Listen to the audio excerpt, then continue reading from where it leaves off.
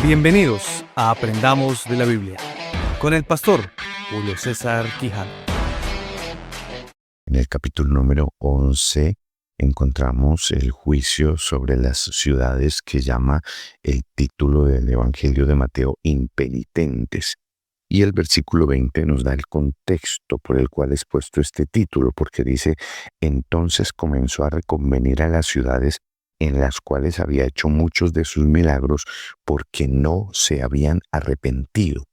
Entonces aquí encontramos que no siempre el que la gente vea milagros haga o hace mejor que se arrepientan en sus corazones.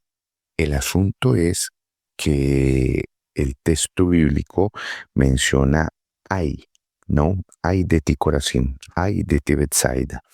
Y menciona incluso a Capernaum, de donde de hecho hablábamos, sale el ministerio del Señor Jesús, o comienza allí el camino hacia su ministerio, y hablando acerca del abatimiento que viene sobre la ciudad.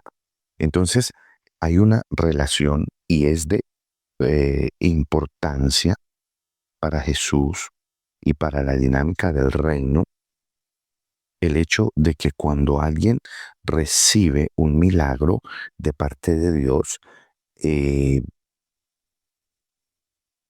arrepentimiento debe ser una consecuencia. Tristemente no lo es, y por eso aquí la advertencia es esos hay que encontramos en esta parte del texto del Evangelio. Luego, el texto bíblico nos habla acerca de el descanso, y aquí encontramos el famoso mensaje del capítulo 11, versículo 28: venid a mí todos los que estáis cargados, trabajados y cargados, y yo os haré descansar.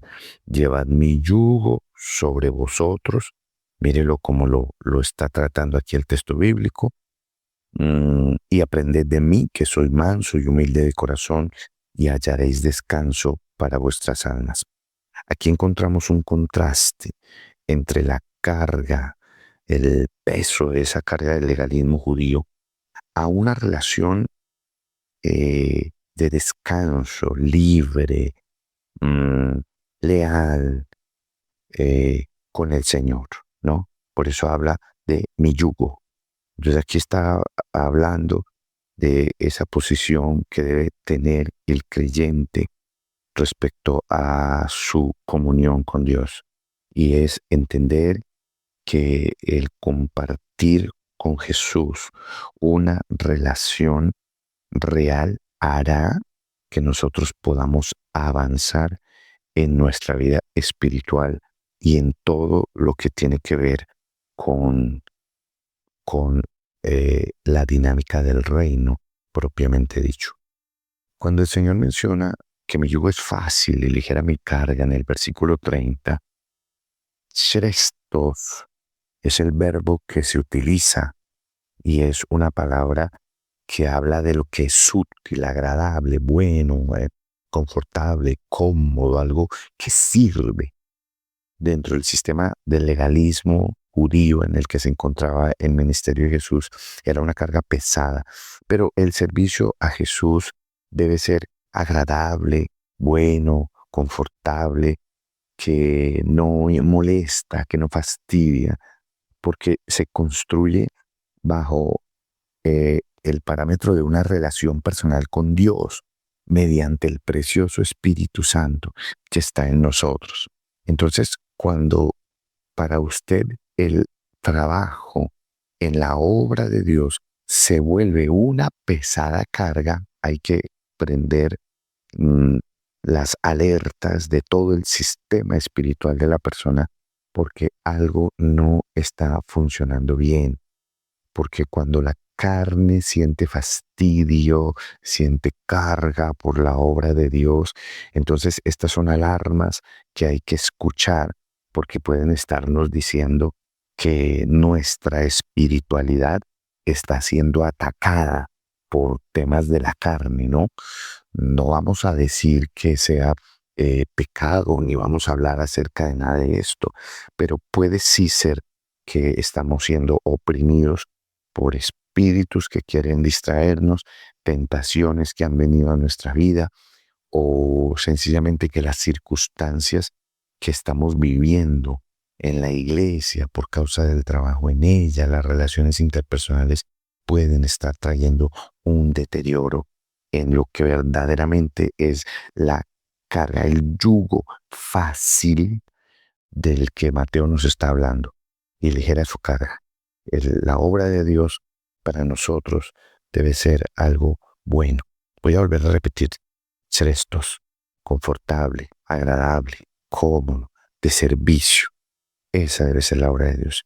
Y no porque no vayamos a tener problemas y dificultades, no estoy hablando de eso.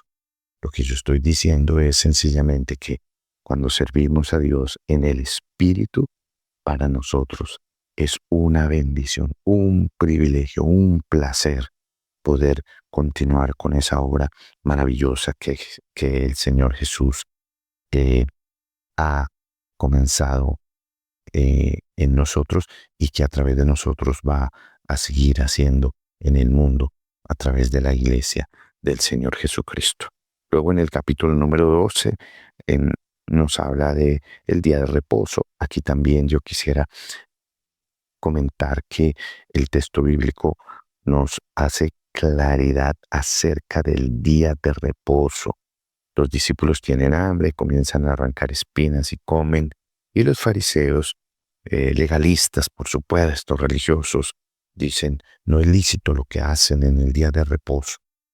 Y Jesús hace un recordatorio del texto de 1 de Samuel capítulo 21, en el que David y los que con él estaban, como dice la Escritura, tuvieron hambre, entran en la casa de Dios y comen de los panes de la proposición. Y sin embargo Dios pasó por alto esta situación, ¿no? Porque había en ello el propósito justamente de enseñar lo que estamos estudiando en el capítulo número 12 del Evangelio de Mateo. Sin embargo, cuando el versículo 8 dice, porque el Hijo del Hombre es Señor del día de reposo, está hablando no solo de su autoridad sobre el día de reposo, sino que el contexto que fue el que acabamos de leer acerca del verdadero descanso, me dice a mí que para mí el día de descanso no es un día cronológico, no es el sábado, no es el domingo, no. Para mí el día de reposo se volvió carne, se llama Cristo. Para mí, mi día de reposo es Cristo. Yo descanso en Cristo de domingo a domingo. Eso es lo que Jesús quiso decir realmente. Él es nuestro día de reposo. Él es en quien nosotros descansamos. Él es en quien nosotros depositamos toda nuestra carga para la gloria de nuestro Señor Jesucristo. Luego, el versículo 22 de este capítulo habla de la sanidad que había recibido un endemoniado ciego y mudo. Recuerde que comentamos en algún momento anterior respecto a esto también que es importante tener claro que la sanidad de mucha gente también puede deberse a que son libres de espíritus inmundos, que tienen ataduras en sus cuerpos.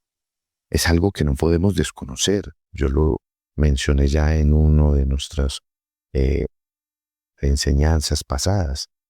Hay enfermedades que son enfermedades postizas, que son enviadas por las tinieblas para hacernos daño. Y como dije, voy a volver a reiterarlo, es necesario tener el discernimiento del Espíritu Santo para saber qué es lo que realmente nos está enseñando el Señor Jesús ahora. O que este versículo 22 está utilizando una palabra conocida por nosotros, terapeu, y esa palabra originalmente hablaba de servir de una manera simple, ¿no?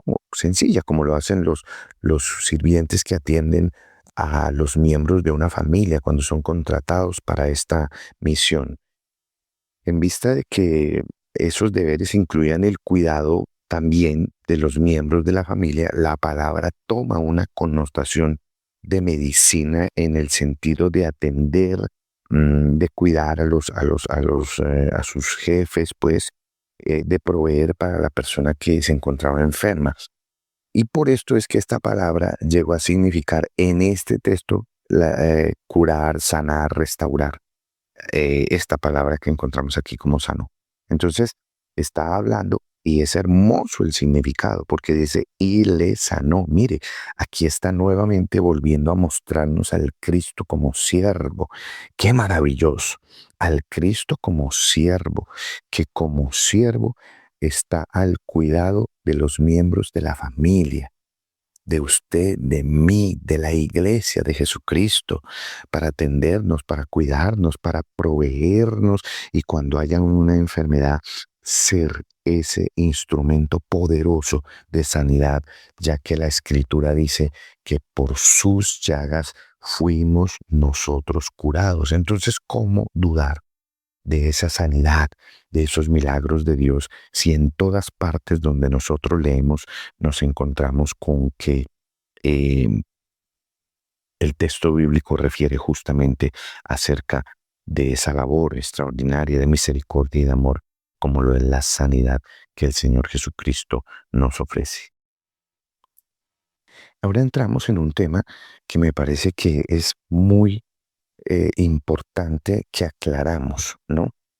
Aquí el Evangelio de Mateo en el capítulo número 12 nos muestra que luego de que Jesús sana justamente a este endemoniado ciego mudo y que cuando fue sanado obviamente veía y hablaba por esta operación maravillosa de Jesús, dice que la gente se quedó asombrada, pero los fariseos decían, este no echa fuera a los demonios sino por Belcebú, príncipe de los demonios. Y entonces Jesús les hace la explicación de una casadilla contra sí misma acerca de que es imposible que Satanás se eche a él mismo fuera. O sea, no tiene sentido. Por coherencia no tiene sentido. Pero ojo que aquí el Señor está diciendo que si yo por el Espíritu de Dios echo fuera a los demonios, ciertamente ha llegado a vosotros el reino de Dios. Entonces esto nos deja ver que quien tiene el poder para echar fuera demonios es el Espíritu de Dios que ha sido puesto sobre nosotros. Y esta operación es la que realmente libera al hombre. Y aquí una de las explicaciones por las que podemos hablar sin temor a equivocarnos, que un creyente que ha sido por el Espíritu Santo sellado no puede ser poseído por espíritus inmundos. Es imposible. El que gobierna es el Espíritu de Dios. Bendito sea el nombre del Señor. Ahora, se sienten opresiones espirituales, se sienten circunstancias, pueden incluso inquietar nuestra mente y nuestro corazón y confundirnos, las utiliza Satanás, pero de ahí a que pueda entrar en este templo que ya está ocupado y que su dueño es el precioso Espíritu Santo, eso no es posible. Pero el Señor habla, y aquí lo que yo quiero que estudiemos un segundito, acerca del pecado imperdonable.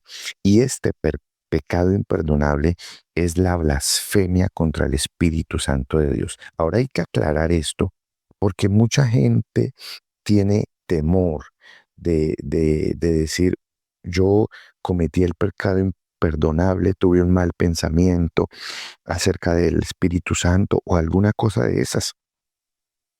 Y entonces sienten miedo y angustia y se están preguntando, ¿será que yo cometí ese pecado imperdonable? Dios no puede, no me va a perdonar porque yo tuve un mal pensamiento. Primero que todo, hay que entender que nuestra mente muchas veces es atacada por Satanás. Recuerde que el campo de batalla del cristiano es su mente.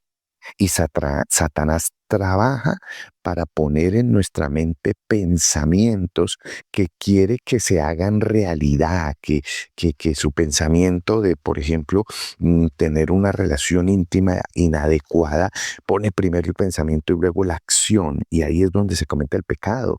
El pensamiento en sí solo es pecado cuando reiteradamente ese pensamiento en nuestro corazón hace nido, ¿no?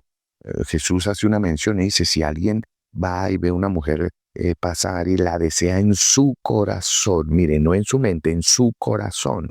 Y eso de la desea en su corazón está hablando de que el corazón está creando emociones hacia esa persona, ¿no? No podemos irnos al extremo de pensar, ay, no, pero es una persona bonita y yo tuve un mal pensamiento con esa persona. Dios mío, ya. No, porque es que todos tenemos malos pensamientos. Si ese fuera el principio, entonces nosotros pecaríamos cuando tenemos un mal pensamiento de pronto de, por ejemplo, que llevamos un dulce en el bolsillo y el diablo dice no lo pagues y entonces ahí usted dice, uy, no, soy un ladrón porque pensé en robar. No, el pensamiento en sí es un arma o es un instrumento, si lo puedo llamar así, que Satanás utiliza para acusar a los escogidos de Dios. Todos somos tentados.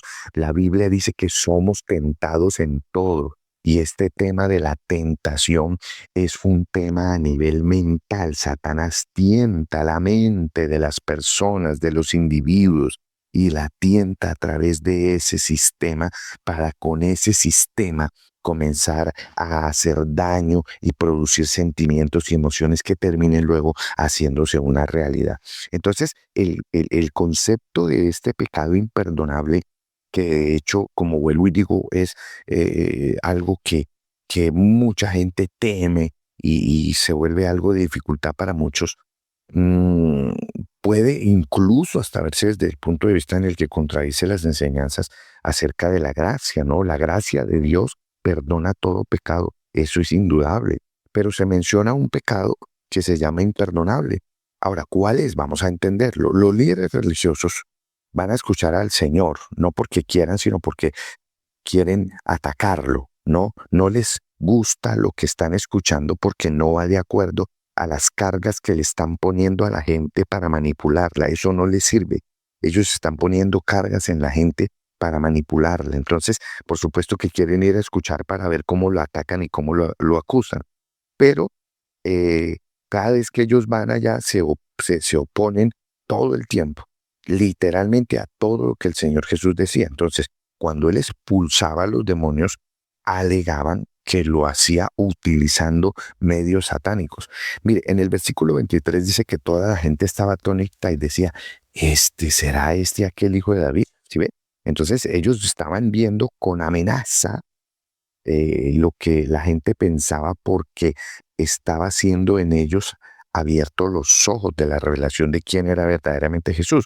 Entonces les pareció fácil comenzar a hablar y decir que él estaba haciendo esto por medios satánicos. Estaban tan ciegos espiritualmente, tan habidos de poder, tan embebidos por el poder que tenían sobre la gente para manipularla, que atribuían a Satanás la obra del Espíritu Santo. Aún más, rechazaban la acción de ese precioso Espíritu Santo que convence, aleluya, de pecado, de justicia, de juicio. Ese es el Espíritu el que convence. Y a mí me parece que ellos incluso dentro de su ser en algún momento también pensarían, ¿será que sí? Pero no podemos dejar el poder, no podemos permitir que nadie nos quite ese poder de manipular a las masas a través de lo que estamos haciendo. Entonces, ¿qué está haciendo el Espíritu Santo? Está dando testimonio de que Jesús era el Hijo de Dios a través de estas manifestaciones de poder, que Él era Dios, mientras ellos todo el tiempo estaban diciendo, no es Dios, este es un agente del infierno, de Satanás. Entonces aquí es donde Jesús aclara y dice, todo pecado y blasfemia será perdonado, mas la blasfemia contra el Espíritu Santo no le será perdonada. Obviamente, el pecado imperdonable no consiste en decir algo desagradable, si lo podemos ver así en nuestra mente, del Espíritu Santo, ojo, en nuestra mente. Los líderes religiosos de que está hablando el texto de Jesús son líderes que rechazaron completamente la revelación de Dios, la manifestación del Espíritu que quería hacer un trabajo hasta en ellos mismos. Habían ido tan lejos en su maldad que no solamente rechazaron a Jesús, sino también al preciosísimo Espíritu Santo. Confundían el bien con el mal y el mal con el bien. Y tal vez por eso el texto bíblico dice, ay de los que a lo malo dicen bueno y a lo bueno dicen malo, porque están haciendo lo mismo que estos líderes religiosos. Y lo peor, llamaron Satanás al Espíritu de Dios. Ahora, al rechazar a Jesús, que es la única fuente de perdón, Nada se podía hacer por ellos, nada. Una persona que rechaza a Jesucristo y esa labor hermosa que el Espíritu Santo hace cuando les pone en su corazón esta convicción, porque Él convence de que son pecadores, de que hay que cumplir la justicia en Cristo, que Cristo cumplió esa justicia para que ellos puedan ser salvos, y de que hay un juicio que habla bien de el que acepta a Cristo para salvación o mal al que lo rechaza para condenación. Y ellos, al rechazar estas verdades del Espíritu Santo y de Cristo, pues obviamente habían rechazado completamente la salvación y su pecado no podía ser perdonado. Si nosotros queremos obedecer a Dios y estamos preocupados por haber cometido el pecado imperdonable, ya de entrada probablemente nos dice que no lo hemos cometido. Si alguien lo ha cometido hoy, muy probablemente es uno con su corazón endurecido, que no solamente no cree en Jesús, sino se ha vuelto contra Jesús. Habla mal de Jesús y de su obra redentora y ha venido a convertirse en un individuo tan depravado que incluso puede atreverse a decir que las obras que se hacen por el Espíritu Santo no las hace el Espíritu Santo, sino fuentes de la oscuridad. Y ahí hay que tener cuidado, no sea que muchos maestros e engañadores en doctrinas de error se levantan y niegan la operación del Espíritu Santo y la atribuyen a otras fuentes. Hay que tener mucho cuidado porque ahí sí se puede estar cometiendo el pecado imperdonable.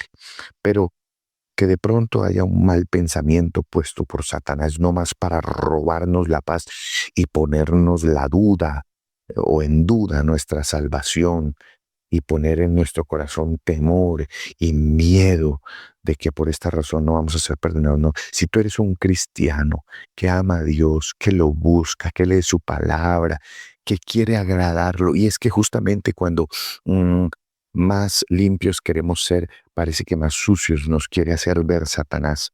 Porque mientras más nos acercamos a la luz, más vemos la imperfección de nuestras vestiduras.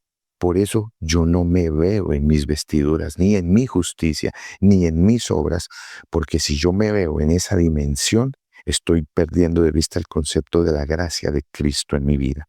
Pero cuando yo me veo en Cristo, Él sí, Él es toda perfección, toda hermosura, toda santidad. Y Él es el único que se acerca a la luz, puro, perfecto y sin mancha. Y así es que Él nos presenta delante de Dios. Entonces, si usted es uno de los que tiene esta angustia de haber pensado que cometió el pecado imperdonable, pero usted es un creyente que ama a Dios, ya lo dije, que ora, que lee la Biblia, no preste atención. La mejor forma es ignorar los pensamientos de las tinieblas que quieren traernos a esto. No tiene nada que ver con eso. Vuelvo y digo, esto es más bien, esta fuente viene de corazones endurecidos, tan atrevidos y depravados que rechazan la obra de Jesucristo y atribuyen los milagros preciosos del Espíritu a fuentes de la oscuridad. Pero nosotros que amamos a Dios y le adoramos, aleluya, nosotros somos salvos por la misericordia, la gracia y el amor de nuestro precioso Dios en la persona de nuestro precioso y maravilloso Salvador Jesucristo. De ahí que, si seguimos leyendo, el versículo número 37 dice, porque por tus palabras serás justificado y por tus palabras serás condenado, ¿no? Esta expresión es un término legal, esto justificado, es un término que se utilizaba en el ámbito legal de los griegos. Y este término implicaba absolver, o sea, que la condena es inocente. Demostrar que el sindicado, creo que así se pronuncia, no es culpable, sino inocente. Y a eso se refiere Jesús. En el día del juicio será condenación o justificación.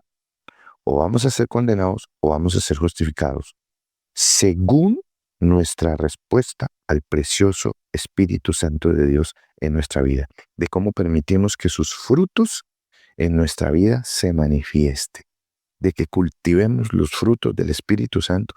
Y la única forma es a través de nuestro precioso y maravillosísimo Señor Jesucristo. Bendito sea el nombre del Señor. Es solo a través de Cristo que nosotros somos justificados delante del Padre. Es decir, Satanás viene a tu corazón a acusarte, a robarte la paz, a decirte eres culpable, no vas a recibir ningún milagro porque eres un pecador. Ahí usted debe entender que Cristo lo justificó. Lo que Él hizo, lo absolvió a usted, lo declaró justo, inocente de toda condenación. Por eso, lo que de nuestras palabras debe salir es adoración, es alabanza, es gloria, aleluya, es gracia, que es lo que el Señor Jesucristo a través de su precioso Espíritu nos aporta. Entonces, el árbol bueno da fruto bueno. Punto. Entonces, si nosotros estamos conectados con nuestro Señor Jesús, pues el fruto que saldrá de nuestros labios será buen fruto para la gloria de Dios.